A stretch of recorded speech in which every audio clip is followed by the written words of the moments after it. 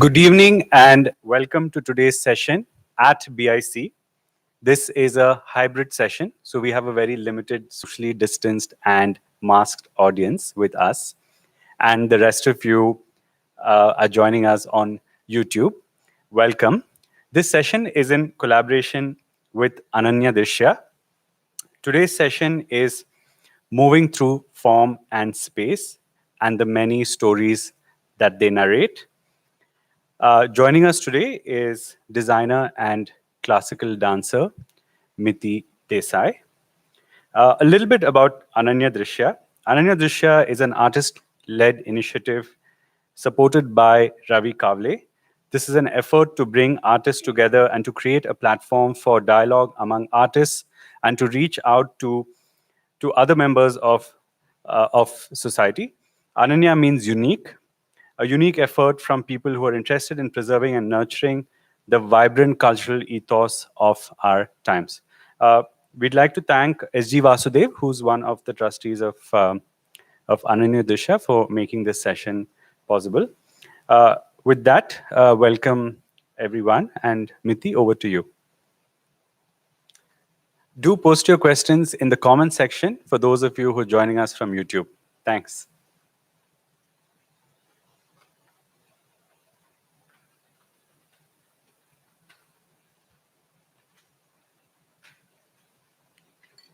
Thank you, Raghu. A very warm welcome to all. Moving through form and space and the many stories that they narrate. Today's talk is a journey and my process in visualizing and designing experiential spaces. I will be sharing 3 projects that I have worked on over the past, I think, 3 to 4 years around spatial design.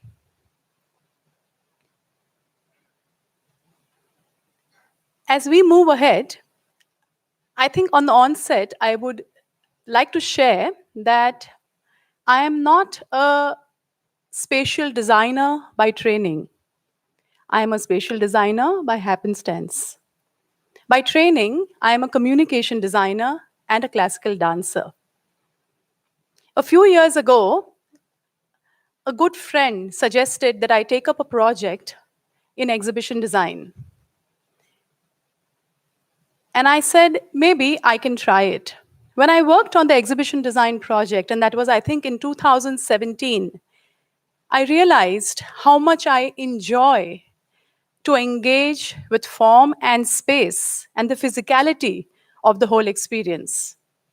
And then after that, there has been no looking back. From 2017 onwards, my primary design expressions have been experiential spatial design projects. It also makes me think and takes me back to about 20 years that when I was training in design, in graphic design and communication design, I felt that there was something incomplete in my design expression. And the need to express more physically or through physicality was very, very strong. And that took me to an engagement, wanting to design and engage with my body, and then took me into classical Indian dance. So it's almost as if things come a full circle as we go along. That starting my journey as a graphic designer and communication designer, moving on, feeling the need and the gap of physicality and manifestation and working with space took me into classical Indian dance. And then after many years, I now engage in spatial design. It would also be fair and important for me to mention that I have grown up in a family of architects, with my parents being architects. As I grew up, physical, structural design and expression was a part of my exposure. So here I am sharing with you my process and journey in spatial design. Form and space, to me, are very palpable. I feel they both have a very, very prominent voice.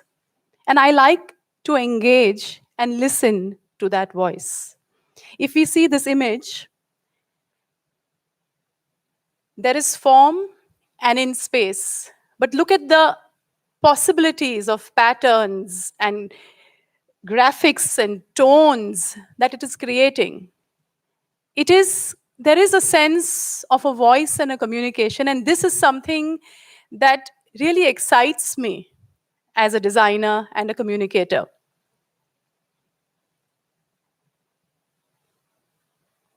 Spatial design for me is actually like storytelling. I love to tell stories. Now, can I engage with the physicality of space and with form and to create narratives? Narratives that one travels through, narratives that reveal itself as you engage with it. When I visualize experiential spaces, my intent is that what is the story that I want to tell? And just like any story, there is a beginning, there is an end, but there must be a climax. There must be pauses, there must be tones, there must be a mood. And these are the thoughts through which I begin my visualization process. And in this process of storytelling and narration, form and space become the lead characters for me. And I play with them to create.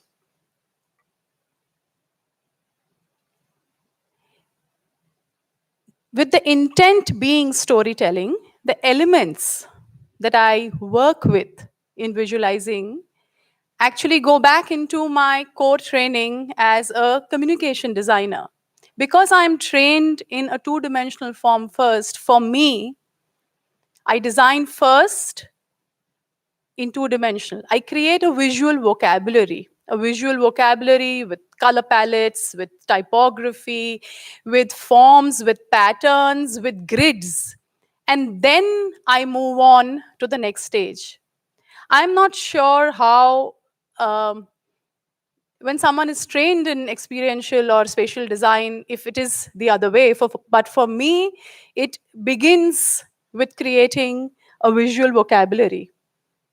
Once the visual vocabulary is conceptualized and created and a grid is formulated, then I work with three core elements: space design, structural design, and surface design.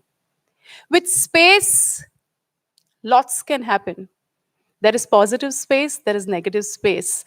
And the possibility of dividing space in different ways creates many conversations, creates many voices. It gives the possibility of pauses, which I feel are also very important in creating design experiences. Then there is structural design, where one works with three dimension and materiality to create and communicate. And finally, there is surface design. Surface design is working with surfaces that are there in architecture of an indoor space or or in a natural ambience. And I think that working with surfaces also comes from my background of communication design. And can I tell added stories? Can I tell subtler stories? Can I give narratives within the narratives through surfaces? So um, this is the core of my visual expression and my journey. But the most important while visualizing these experiential and spatial design projects is executing and understanding the curatorial intent, and then designing and creating a design framework around it. It is very important to get the pulse of what the curatorial intent is, to get the essence of what needs to be communicated, and then it goes back into creating a visual vocabulary and working with space and structure and surface. So this is just giving you just a gist and an overview of how I begin my process. I will now share 3 projects with you that I have done over a few years, and take you through my journey and how I visualized and created these experiential and spatial designs. The first project is Mr. S.G. Vasudev's retrospective exhibition called Inner Resonance. This was housed in the NGMA Mumbai, Bangalore first in 2018, and then in 2019 in NGMA Mumbai. This exhibition has been curated by Mr. Sadanand Menon, and the whole process has been a very deep collaborative engagement with the curator and the artist. Mr. S.G. Vasudev is one of the senior artists from Bangalore, and he works with 4 mediums. His works span oil paintings, line drawings, copper works, and tapestries. And it was quite a challenge because it was a huge body of work that an artist has created over decades of their artistic engagement, which was being showcased. And when I began the process and I was reading the curatorial intent that Mr. Menon had shared with me, I realized that, what a challenge it will be, because what is going to be showcased here in this exhibition is actually a creative expression in itself. And nothing else can overpower that creative expression. So then what is it that I will really design in this? So those were the questions that came. And I took this up on me to see that can I design in a way and can I tell a story which is revealing something from the outside and not going inside. Because if I go inside, I didn't want to interfere in the artistic work of the artist. And so here's, I'll share with you. So I began with the visual vocabulary. So Inner Resonance and A Return to Summer is the name of the exhibition, which was given by Mr. Menon.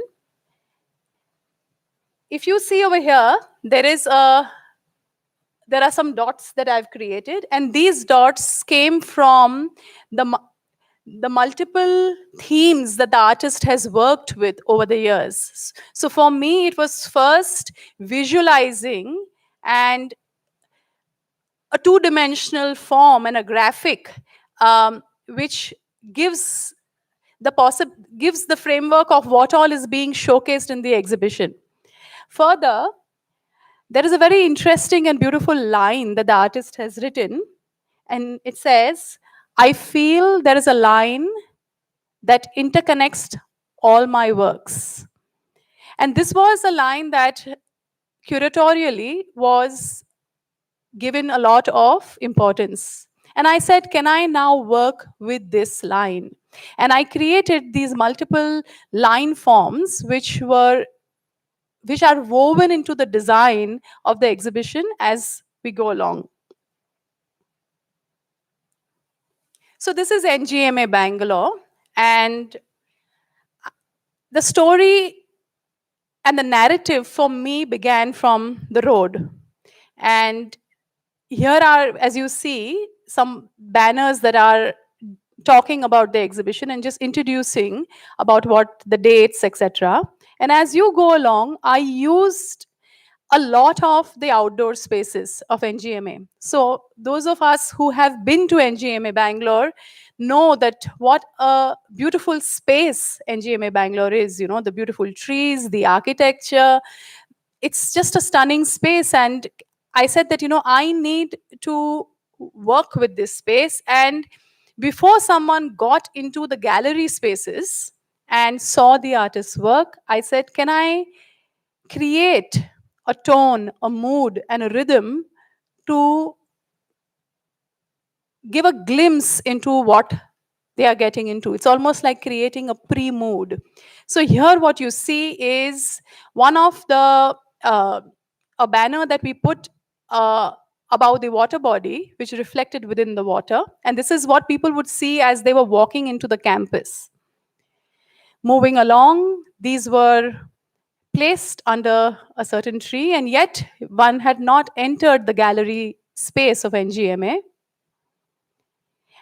I worked with a lot of transparent materials, and I took liberty of taking the artworks of the artist and interpreting them and visualizing them uh, on different materials and printing them. And these were printed on transparent materials so that one could experience the nature that was there outside and get a glimpse into the artist's journey. So, this is the outdoor entrance of NGMA. And then you entered the gallery space. NGMA has multiple levels and small little niches and rooms. So, the first passage as you enter was about the artist. And that's where the core message of the artist, where he says, I feel there is a line that interconnects all my works, was displayed, along with the artist's biography and aspects of the work that of the artist's work that were written by the curator. If you see in these images, there is a line that is connecting and weaving through the little all the frames and the images and the text panels that were put up, and that was the beginning of a conceptual conversation and a narrative conversation where the artist is saying there is a line that interconnects all my works. And also primarily because the artist has worked with 4 different mediums, so as you see and you will see as we go along, his work had completely different feels because they are 4 completely different mediums. And the only thing that connects it all is a certain the essence of the line. And so I decided to weave that in as a visual and design element. Passages and pathways were interspersed with different kinds of images and banners. The image that you see in this banner is actually an image of the artist's copper work, just treated differently. And also because the name of the exhibition was Inner Resonance, a return to summer, I was trying to bring a certain circular rhythmic feeling that everything comes back into the center. All the 4 mediums come back into a certain togetherness or the center. And that's why this particular artwork of the artist was treated into a design banner and displayed within a staircase space. And then and it's the architecture is quite interesting over here because it lent itself to like tremendous possibility of these really high ceilings and open spaces and walls, and I decided to work with surfaces. So this is something I shared with you earlier, that my experience and my training as a visual communicator made me visualize things, but I said that I want to work with the surface, and can I treat a complete wall, which is actually a wall, a door that takes you into the next level of the exhibition or the next room of the exhibition, and a very small room. And I said, I am going to take the artwork of the artist and I'm going to blow it up on the whole wall. So, small interventions like these and surface designs weaved through the process. And then we had over here a line from the curator that we picked, which kind of sums up what the exhibition is and what one is getting into. So it was almost like a doorway with the artist's work. And if you see the proportion in relation to the people and the wall, it was quite massive. So the impact of working with surfaces creates a certain kind of experience which stays with you. And the intention was that this doorway opened into a room where an installation that was created by Mr. Vasudev was displayed, which had these books, which were his sketches from over time.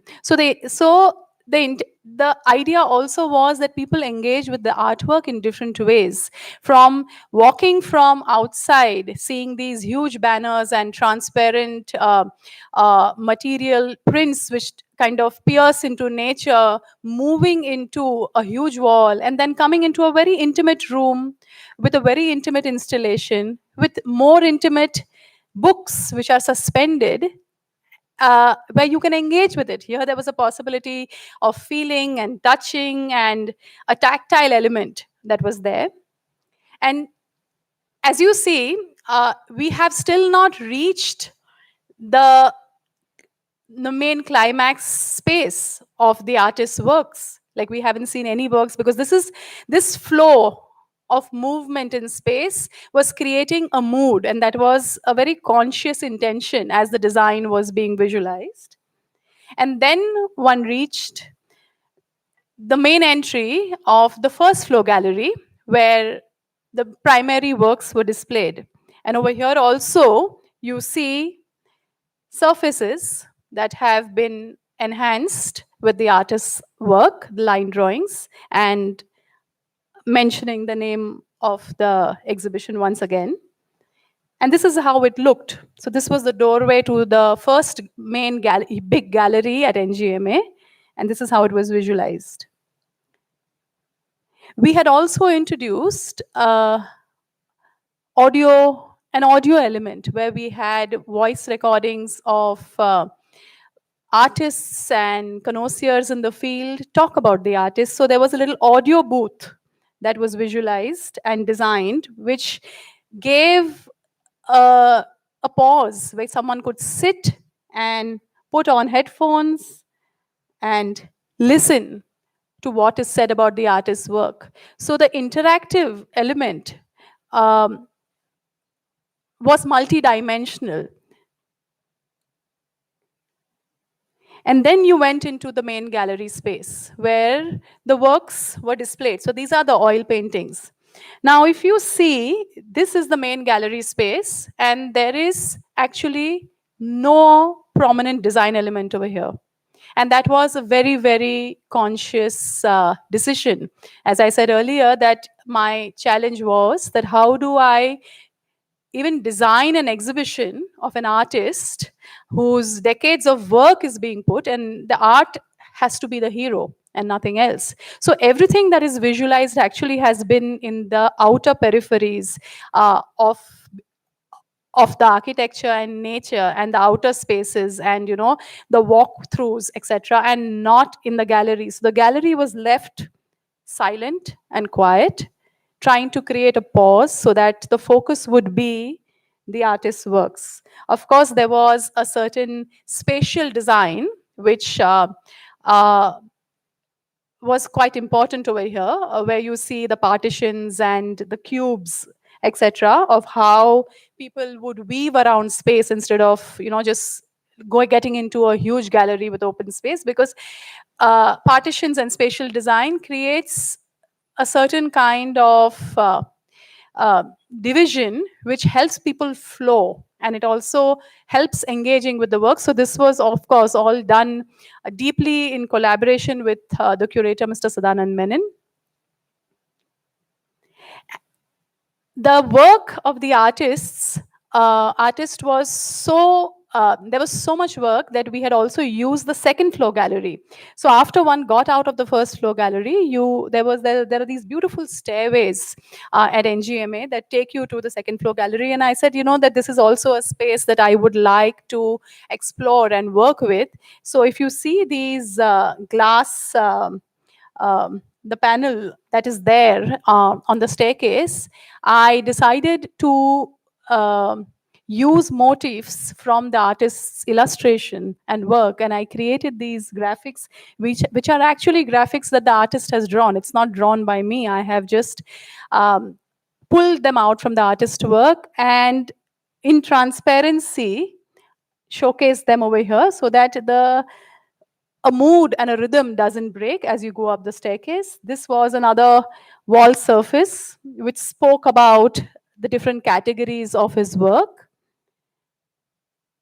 And then there were these really tall, again, transparent um, cloth prints with the artist illustrations as you went up the staircase. After which, we this is actually artwork or by the artist done on the wall by himself. So that was a very special element to the exhibition where the artist very graciously agreed that he will actually draw on the wall of NGMA. And this is what he had painted 3 days before, and 2 days, I think 2, 3 days before the exhibition was open to public. He would work in the night, and this is something that he drew, which I think added a beautiful, personal, and strong touch to the visualization and the experience of the exhibition. This exhibition, the gallery 2 on the first floor, took us to the tapestry work of the artist. So as you see the contrast from the paintings to the tapestry, and this over here, there was a lot of structural design that was necessary because the artist was very keen, and so was the curator, that the tapestries have to be viewed from both sides. And so they had to be suspended. And so we had to visualize a certain structural grid on which the suspensions happen. And sometimes when we work in galleries and spaces, there are limitations that we cannot touch the walls, we cannot nail the walls, we cannot, drill the walls. And how were we to create a certain grid which was strong enough to hold these tapestries, because they are quite heavy, within a square space without even drilling one hole. And this was a whole structural design exercise which took a lot of back and forth, where we have actually created a grid which was just placed in the center of the room. Nothing is touching the wall. The grid in itself has its 5, 6 poles and its supports, and then there are verticals and horizontals that are flowing through the ceiling, and on which the tapestry was suspended. And it created a very, very beautiful rhythm, because for the viewer, it was like, flowing through a certain, like, serpentine flow, and seeing the tapestries front and back. This part was very, very beautifully lit by the curator, Mr. Sadanand Menon, which actually really changed the dynamics and the effect of the whole display. And then this is how the exhibition felt when you exit out.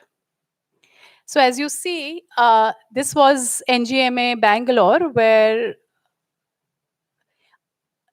the intention was to create an experience of the artist's work and not to interfere with the actual work. And this is what we did for NGMA Bangalore.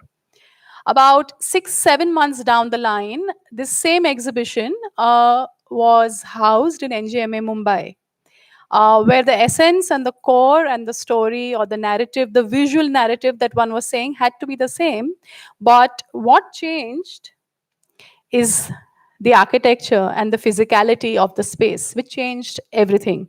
So this is NGMA Mumbai, and NGMA Mumbai also has a very beautiful architecture. The whole gallery is in a circle grid. So it's actually a circular gallery and a spiral from level 1, level 1.5, level 2, level 2.5, 3, going up to 5, level 5. So it's like steps, but everything is in a circle.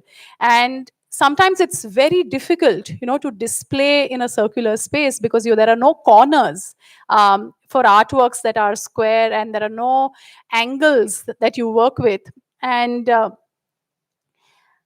this is a glimpse into how the adaptation of an exhibition that was visualized in one space transformed into another space. Certain things were parallel, certain things were repeated in the same way, but there were many things that had to be completely recreated, and one has to respond to a space. It's almost like you surrender to a space that you work with.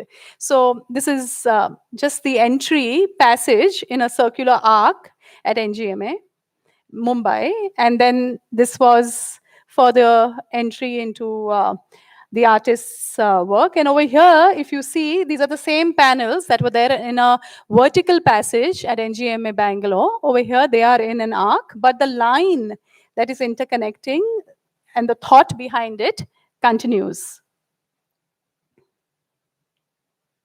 This is how the audio booth was visualized. Um, we created, so I worked with a circular grid. I said everything that I do now at NGMA Mumbai will be in a circle and an arc because I want to replicate the architecture and the grid of the architecture and not contradict it. So here is, from the top, this is the arc where we created the audio booth, and this is how the audio booth was experienced. This is how the suspension of the artist's books of illustrations happened, and this is how individuals interacted with it. I worked with surfaces on the ceiling over here because when you would stand on the ground floor and look up, you saw these beautiful arcs.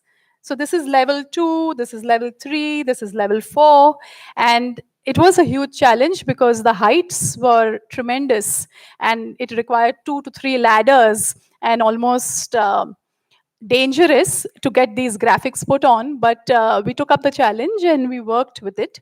And so this is, we worked with surface. And again, the tapestries over here, a similar grid was created over here, though a new one had to be created because the sizes and the dimensions were different, but the core concept remained the same.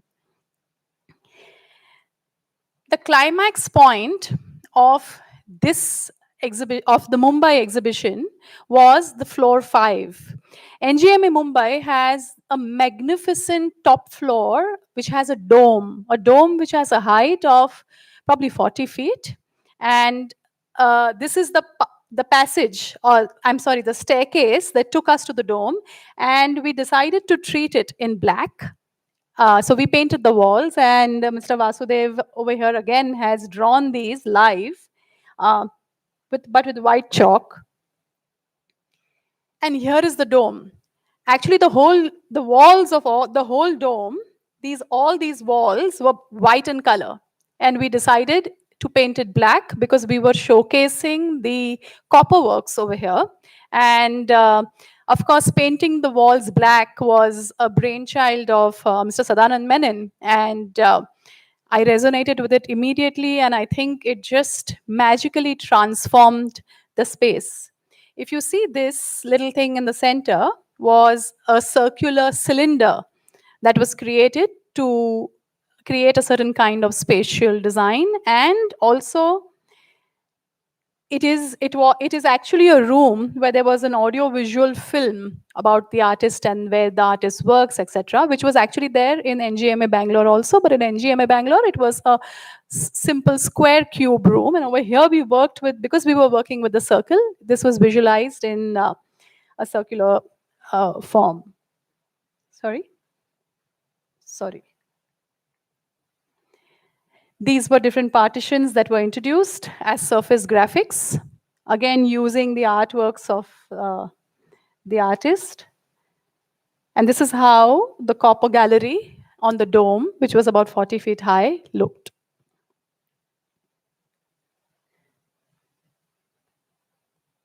So this was the first project that I did in 2018 and 2019. And there was another parallel exhibition which happened in between in Chennai also. I thought it'll get too much to show over here. But sometimes you create a core design and the essence is the same, but as you work with different spaces, it is really interesting to see how it changes and reveals itself differently in different spaces. The next project that I will share is called Pillars of an Artscape, 100 Years of Kala Bhavana in Shantiniketan. Shantiniketan had its 100-year celebration in 2019. It was the 100. It was a whole year celebration, and as a part of the 100 years of Shantiniketan, Kala Bhavan is the art school that resides in Shantiniketan, um, where an exhibition was put put forth by the curator, Mr. K.S. Radhakrishnan, who is a very prominent sculptor and an alumnus of Kala Bhavana. And I worked in collaboration with him to design this exhibition. So the exhibition was called The Pillars of an Artscape.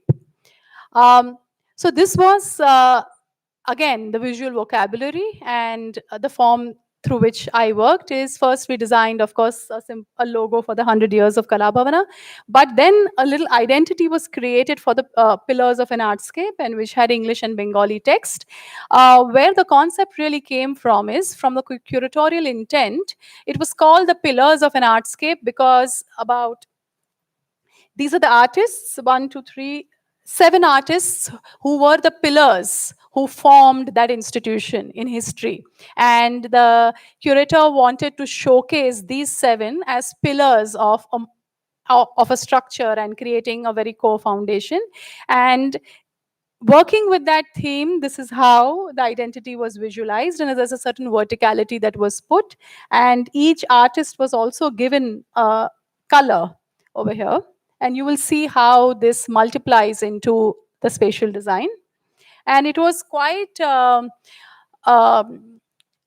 magical to work in Nandan Gallery, which is uh, a historical space where master artists have showcased their work over all these years, and it's still there is a certain historical importance, and then to work with it and see how it could transform into a space which is again telling the story of the history of the very space. So this is just an outdoor um, uh, uh, design banners that we had created, so that when people go and flow travel on the road, they see the artists that are being showcased and the history around them. I worked a lot with typography over here, where, and again, materiality of transparency. This gallery is very small, actually. So, in contrast to the NGMA that I worked with, which was 2 3 levels and passages and small rooms and big rooms and magnificent trees around, here was a very simple yet aesthetic space which had a little courtyard, and it had small 3 rooms inside the gallery. So it was a fairly small space to work with, but what can one do within that space to again narrate and create some kind of story and narrative. So this is a glimpse into the outdoor, and this is how the entry looked over here, where the outdoor courtyard also had display of the history. So this exhibition was showcasing photographs of historical events and moments that uh, emerged in Kala Bhavan over 100 years, which was very beautifully curated and captioned by Mr. K.S. Radhakrishnan. And this is how the display had happened. There were some banners outside. This is the outside passage. And still we haven't gone into the inside gallery. Also, we have to realize that there is a difference in working in a space in a small village in West Bengal versus working in a space in a city like Bangalore and Mumbai, because there are different possibilities of resources, materiality, printing possibilities that are there, not there. So working within Shantiniketan was a very humbling experience in itself, because it's a small town, it's a small village, and only a certain thing that I would feel as a designer that, hey, why don't I print it like this? Why don't I do like that? But it was not possible because the resources were not there, the time was not there, and there are always budgets that one works with. So it was a very different experience to engage with just simple things that were available locally and to create the designs. And then this was the indoor spaces where actually there was a pillar that was designed for each artist. So the 8 artists of the pillars of an artscape, there was a pillar that was visualized for each artist, which were interspersed in different rooms. The pillars showcased the works of the artist, like this is Somnath Hore, uh, and so on. This is KG Subramaniam. And the walls that you saw was historical events. So there was a rhythm that the pillars were the works of the founding artists, and then the walls were in black and white, which were showing the historical events over the years. This is another glimpse into the room. So very simple. There's nothing more that we could really do over here. But then there was lighting that played an important role. Here was a panel where we worked with a little transparency and working with text layered in transparency just to add some more dynamic, some more, depth into a conversation in a room. So this was Shantiniketan.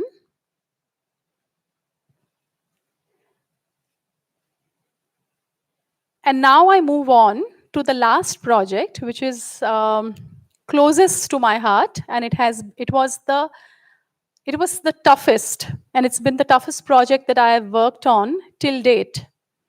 It was an experiential exhibition design on the occasion of J. Krishnamurthy's 125th birth anniversary.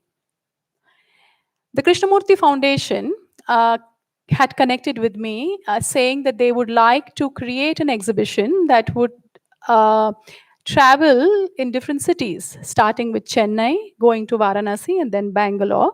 And the intent of the exhibition was to talk about the teacher, the world teacher, J. Krishnamurthy, but also his teachings, which was the which was very challenging because those of us who are exposed to J. Krishnamurthy's teachings, we know that it's not so linear and it's not so easy to understand his teachings. And the intention here was to uh,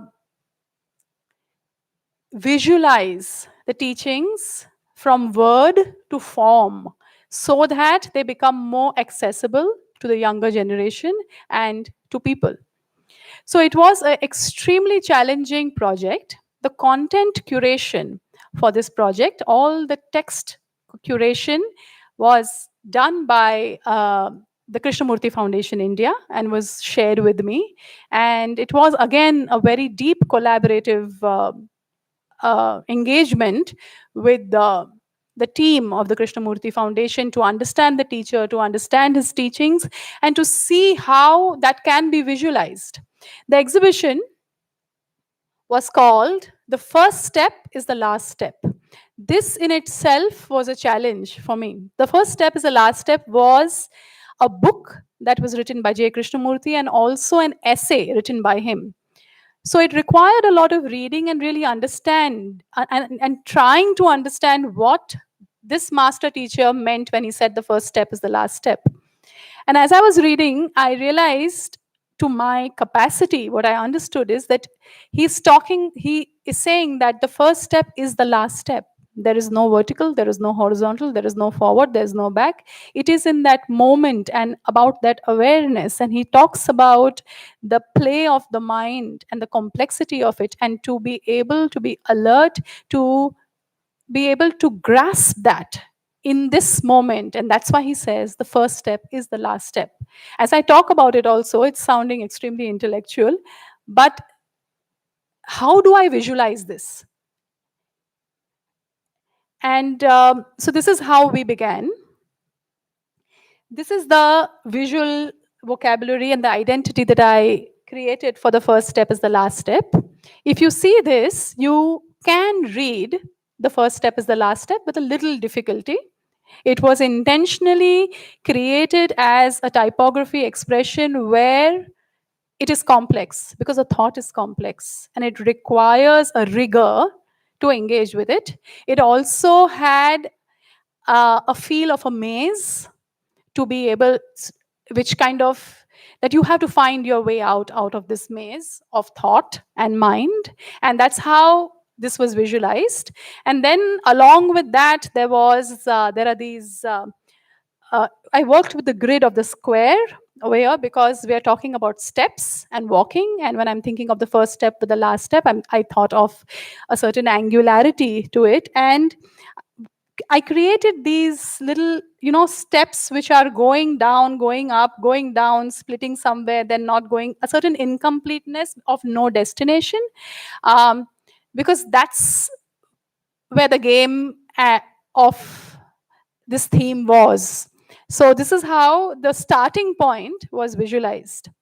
As we went along, I was told that you will speak about the teacher, which will be about J. Krishnamurti, his life, his biography, his childhood, his travels, which was easy for me to comprehend. That how am I going to visualize this?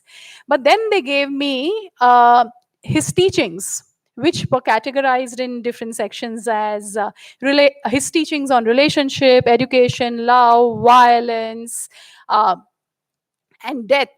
And I had to take the text and visualize them into installations uh, which were communicating the text. So, what we did is we conceptualized the exhibition in 4 parts because I wanted to it, and we were working with the outdoor space and the indoor space. So, this the first attempt in the main space in Chennai in Vasant Vihar. This is a campus which had a historical relevance. It was the space where J. Krishnamurti lived. This tree that you see was the tree under which J. Krishnamurti gave his public talks till he was alive. And I was told, as I was talking to people in the Vasant Vihar campus, and they said, on evenings, groups of people would come under the tree, and his voice would resonate, and that voice was so powerful. And I had access to all the archives, when I was researching this project, and I realized that his voice in itself was so powerful. As a designer and as a visualizer, I said, can I conceptualize something that possibly can achieve that recreation of the experience of that voice? So I called this part of the exhibition The Voice, which was manifested under that same tree in the same lawn where he gave his public talks, which had these multiple strings and threads that were suspended, also recreating the effect of a banyan. Because as I read about Krishnamurti and his journey, the banyan was a very prominent aspect of the learnings and the teachings, and also personally in his life. So we recreated the banyan. Under each thread, there were these placards which had quotes from what J. Krishnamurti has spoken. But what was added to the whole thing is a speaker on the top of the tree, somewhere on top hidden, which had actually his voice speaking. So people entered the campus and they could hear Krishnamurti talk. And it was one of the most beautiful experiences to watch people just sit under this tree over the course of the exhibition and read the placards that were put. So this was an outdoor installation that was created called The Voice. Then I decided that I wanted to work more with an outdoor space before I get into the main exhibition. And what I also realized that to study is very important in the whole as Krishnamurti spoke, and there were so many study centers, and I said, can I create a study? Because the thought is not so linear. So we created an outdoor study as a part of the exhibition, which had very well curated audio recordings that people could come and read, means read about over here, that if they wanted to hear around love, this is how they would do it. And then there were books. So this was an outdoor study that was visualized. And then we moved on to the main building. So this is the Vasant Vihar building, which had Krishnamurti's prominent face. And then there was a section called The Life, which spoke about his biography and his journey and his childhood, etc. And that was the entry. If you see this one image over here, it's not very clear actually in this photograph, which is a a fantastic photograph that I got access from the archives, which actually shows his forehead down. And I thought that it was quite potent as an entry point. So when you entered, there was a light that kind of created a spot, and it was J. Krishnamurti's forehead. So you see it over here. And then this was the main room that had his biography. This, if you see this, this is an installation that was created. If you can see it a little bit here, called The First Step, which was the first step is the last step, which replicated, sorry, replicated the a certain stepping format of steps. And then the exhibition moved on to the teachings. The first category of the teachings was relationship. So what I was given by the curatorial team is just this text. What I did is, again, I worked with surfaces, and I worked with all the walls and the stairways of the architecture, and I responded to the architecture. I said, instead of hanging frames and things with on this, can I just not work with the wall?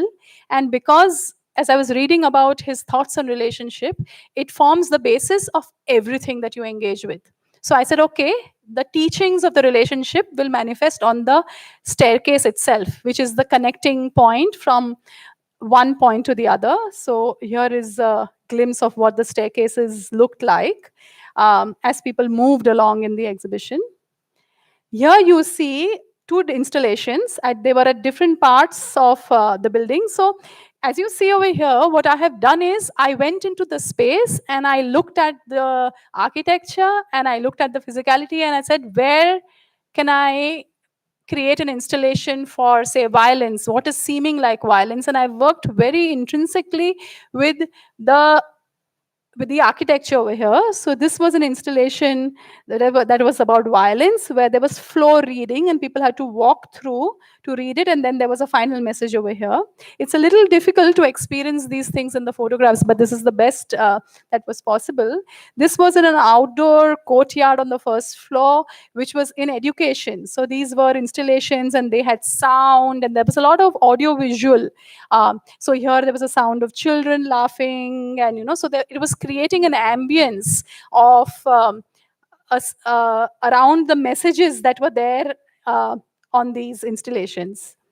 This was a small little staircase corner, which was visualized for violence. Actually, I'm sorry. The one that I showed you, I'm sorry, I'm just going off. The one that I showed you before, this one was religion and not violence.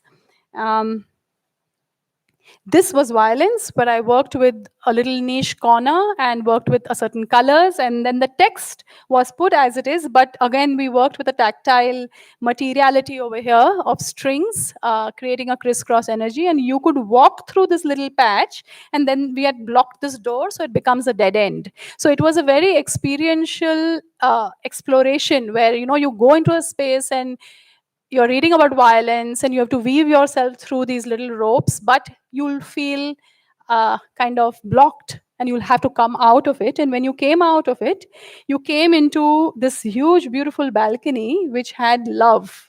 And love was this long cloth that was visualized in this format, which ended into a frame which actually opened up into nature. And then there was death that was visualized over here. And if you see this image, if you are looking through this is how the visual feel was. So these steps that you are seeing on the left are actually, this is how they were experienced from outside.